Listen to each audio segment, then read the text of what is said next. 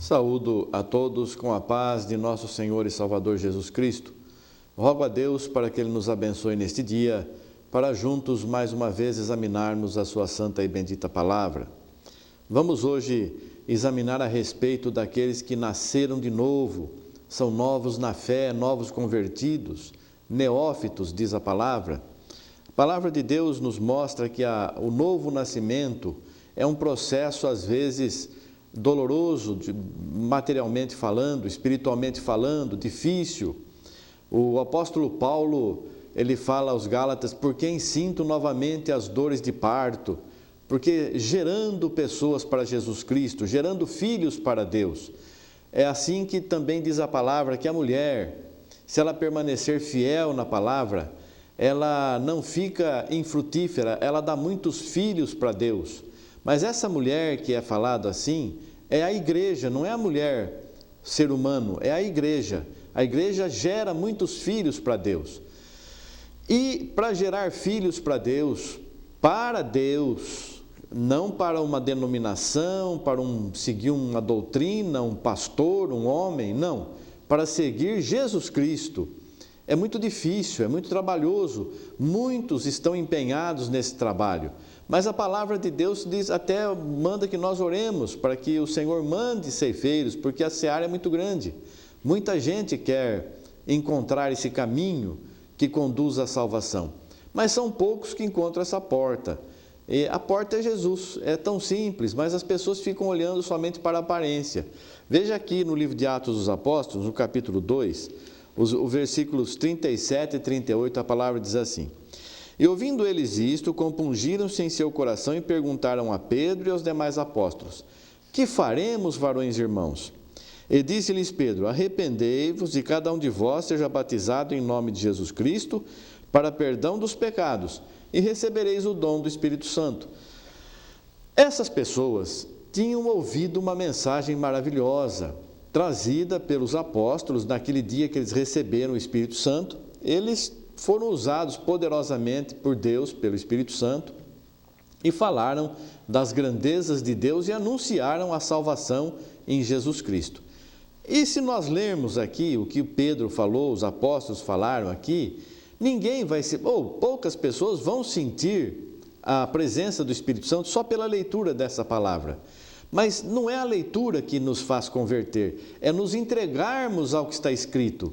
Porque se lermos somente com os olhos carnais, nós não vamos sentir a presença de Deus nunca em nada.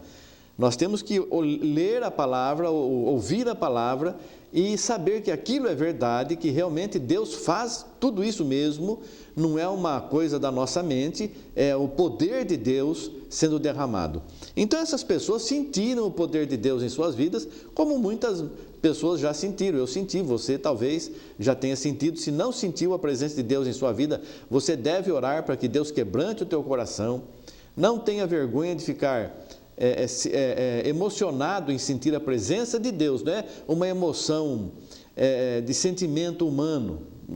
O sentimento humano nos faz rir, nos faz chorar. Nós vemos alguma cena triste, nós nos comovemos e nos deixamos levar por aquilo e muitas vezes choramos por uma cena difícil, uma cena triste, alguma coisa que toque o nosso coração, mas não é esse sentimento que o Senhor quer que nós tenhamos. Ele quer que nós sintamos o amor dele por nós, que nós sintamos o céu em nossa vida e nós às vezes choramos não de tristeza, mas de alegria, porque sentimos a presença de Deus em nossa vida. É difícil explicar isso para quem não sentiu, é difícil explicar. Mas para quem já sentiu a presença de Deus em sua vida, sabe muito bem do que se trata. Essas pessoas aqui, ninguém chorou, ninguém ficou comovido, conscientemente eles entenderam, nós precisamos de um Salvador. Eu preciso de um Salvador, eu preciso seguir esse caminho. O que eu tenho que fazer? Foi o que eles perguntaram aqui para Pedro, consciente, sem a emoção humana, eles estavam conscientes ali e perguntaram: o que eu tenho que fazer para ser salvo? Porque eu quero ser salvo, eu entendo que eu sou pecador e preciso de salvação.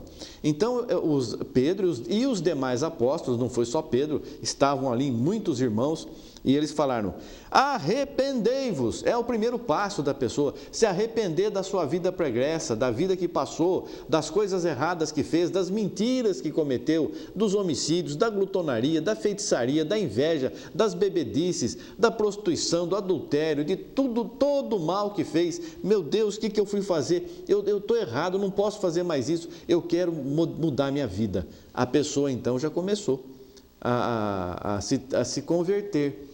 Arrependei-vos e convertei-vos, né? Arrependei-vos e cada um de vós seja batizado em nome de Jesus Cristo para perdão dos pecados e recebereis o dom do Espírito Santo.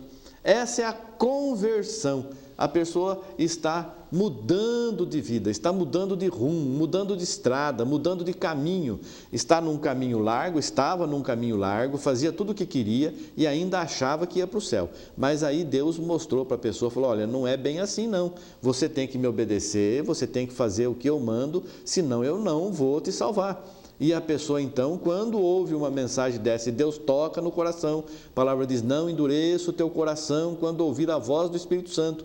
Então, o Senhor Jesus, Deus, o Espírito Santo está falando com você e fazendo você ver que você precisa mudar de vida, deixar o caminho de pecado, deixar o caminho do erro, deixar o caminho da mentira, do engano, parar de olhar para as coisas materiais, parar de ficar seguindo homens e doutrinas de homens, muitas vezes até doutrinas de demônios.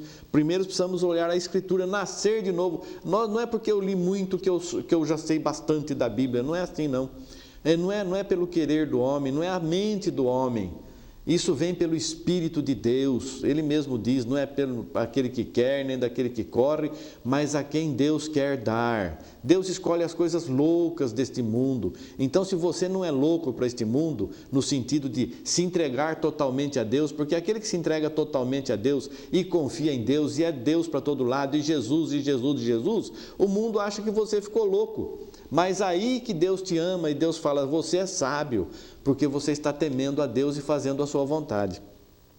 Então, nós aceitamos a Jesus, estamos seguindo o seu caminho. E qual é o perigo de eu sofrer alguma coisa neste caminho aqui? A palavra diz assim em 1 Pedro, capítulo 2, versículos 1 e 2, diz assim: deixando, pois, toda a malícia e todo o engano, e fingimentos, e invejas, e todas as murmurações, desejai afetuosamente, como meninos novamente nascidos, o leite racional, não falsificado, para que por ele vades crescendo. Ou seja, nós nascemos de novo. Como que eu vou me alimentar? Eu sou recém-nascido, eu nasci de novo, eu sou um menino, uma criança. Eu nasci de novo. Que alimento que eu tenho que ter? Eu vou já saber as coisas profundas de Deus? Não. Eu preciso ter um conhecimento primeiro, aquele conhecimento básico. O que é isso? O que é aquilo? Por que disso aqui? Por que daquilo ali? Por que tem que ser o batismo? Por que tem que ter o lava-pés? Por que tem que usar véu? Por que o ósculo santo? Por que disso? Por que daquilo? Aí eu vou, mas isso é o leite racional, é aquele primeiro alimento que eu vou recebendo. Porque se nessa hora que você aceitou Jesus, está naquela alegria tremenda, e vem alguém e te dá um alimento mortal, e você ainda, Deus não te deixa enganado, Ele vai te mostrar: olha, isso aí tem engano nesse alimento aí, nesse alimento você está vendo que tem algum engano, a pessoa está te ensinando a ser enganador, a pessoa está te ensinando a ser fingida, a pessoa está te ensinando a malícia, a pessoa está te ensinando a inveja, a pessoa está te ensinando a murmurar, está te ensinando o pecado. Você não pode aceitar esse alimento, e você precisa aceitar um alimento puro, um alimento que não tem essas coisas, porque tudo isso contamina.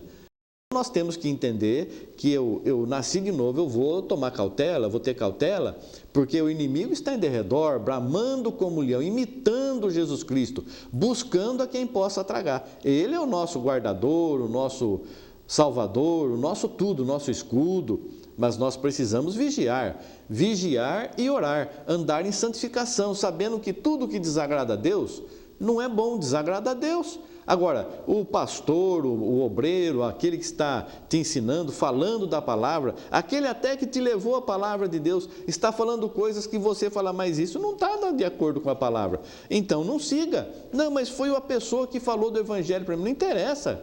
O inimigo, ele fala do evangelho também. O inimigo, ele ele usa a palavra de Deus. Ele usou a palavra de Deus para tentar o próprio Jesus Cristo.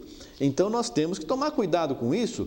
A vida nossa, nós vamos dar conta. Eu não tenho amanhã uma desculpa perante Deus. Ele está me mostrando, ele está exortando, ele não abandona um filho dele. Ele está te ensinando, olha, tome cuidado, ande com cautela, vigia, ora, não siga homens, siga o que você crê. Ah, mas eu não creio que eu tenho que fazer assim, então não faça. Mas pastor, o senhor tem ensinado que tem que fazer dessa forma. Eu tenho ensinado, o Senhor tem me mostrado, eu tenho falado. O que compete, qual é a tua parte daquele que ouve? Eu vou buscar de Deus. O Senhor já usou o servo dele para falar comigo. Eu vou buscar de Senhor, é assim mesmo que eu tenho que fazer? Eu vou ler nas Escrituras, eu vou ficar em oração, em vigilância. Uma vez falaram assim para mim que, olha, eu falei, estou todo arrepiado aqui de sentir a presença de Deus. Aí uma pessoa me disse assim, olha, você repreenda aqui, isso é o diabo. Se você ficou arrepiado, é o diabo que chegou perto de você. E eu fiquei com medo e comecei a repreender, mas eu não me sentia bem repreendendo, porque era tão boa aquela sensação que eu estava sentindo, como que podia ser o diabo, né?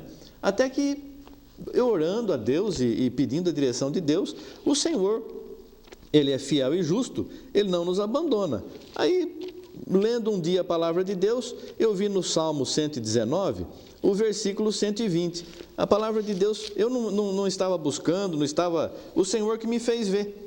No Salmo 119, versículo 120, a palavra diz assim, o meu corpo se arrepiou com temor de ti, e temi os teus juízos. Não era diabo coisa nenhuma, era o Espírito Santo, era o temor do Senhor na minha vida. Mas uma pessoa que não entendia de onde estava a ponta do nariz, queria me ensinar o que tinha que ser. E como eu era novo na fé, achei que o outro que tinha tantos anos já de crente, de servo de Deus, vim falar comigo de serva de Deus, falei, puxa, deve ser certo isso, né? Fiquei com medo até de sentir aquela presença de novo, quando sentia aquele arrepio, ficava com medo, e não era Deus, porque a pessoa que estava falando comigo, me ensinando, não sabia, achou, e eu achei que estava certo o ensinamento, mas era um ensinamento errado, mas eu estava acreditando por causa do tempo que a pessoa já tinha de evangélico, de evangélica, e não é assim. Nós temos que seguir pela nossa fé, o Espírito Santo. Espera aí, eu não estou entendendo isso não, eu não vou aceitar isso aí. Não, mas está escrito, então vamos ver onde está escrito, eu quero ver, vou pedir para Deus. Se Ele me mostrar, eu vou fazer, se Ele não mostrar, não vou fazer. Se Ele mostrar de uma outra forma, eu vou fazer de outra forma, eu vou seguir a minha fé. Eu sempre falo para os irmãos, né? Tem irmão que guarda o sábado. Eu não guardo o sábado, eu não acredito que haja necessidade de guardar o sábado. Ensino que não deve guardar o sábado. No entanto, a palavra diz assim, aquele que faz diferença entre o dia, para o Senhor faz. Você quer guardar o sábado? É problema seu com Deus. Eu não vou te julgar. Agora, eu não posso guardar, mesmo que eu queira, eu vou estar contrariando a minha fé. Se você que guarda o sábado e crê que tem que guardar, você não pode mudar a sua forma de crer. Você tem que ser fiel àquilo que você crê. Eu não vou guardar e não posso ensinar que se deva guardar, mas eu não vou te julgar também, assim como você também não pode me julgar. Nós temos que saber que quem julga é Deus e Ele sabe o que está no nosso coração, Ele sabe a nossa intenção, o nosso desejo. Nós amamos a Jesus Cristo, amamos a Deus, somos eternamente gratos pelo sacrifício que o Senhor fez por nós, pelo amor de Deus em nossa vida. Mas nós precisamos tomar cuidado com o alimento que nós nos alimentamos. O verdadeiro alimento é Jesus Cristo. Ele é o maná que vem do céu, não é o maná que comeram no deserto. É o maná verdadeiro, é o corpo de Cristo. E nós comungamos esse corpo, nós participamos desse sangue e por esse sangue somos lavados e remidos. Então, irmãos, vamos nos alimentar com o leite racional. O leite puro, da razão, não é uma coisa que você faz sem saber porquê. Você tem que saber o porquê que você faz as coisas, porque Deus não faz nada sem explicar para os seus servos, os profetas, e todos nós somos profetas. Quem tem o Espírito de Jesus tem o Espírito de profecia. Então todos nós temos que saber o porquê do porquê. Se você faz alguma coisa sem saber porquê, só porque o pastor mandou, só porque a igreja tem essa doutrina, você não está obedecendo a Deus, você está obedecendo o homem, você está obedecendo a igreja, mas a Jesus Cristo você não está obedecendo. Então que Deus te abençoe, nos abençoe a todos, possamos sempre nos alimentar desse maná celestial, sobrenatural deste pão do céu que é Jesus Cristo. Que Deus abençoe você e toda a tua casa, em nome de Jesus Cristo. Amém. Graças a Deus. Obrigado, Senhor. Amém. Amém.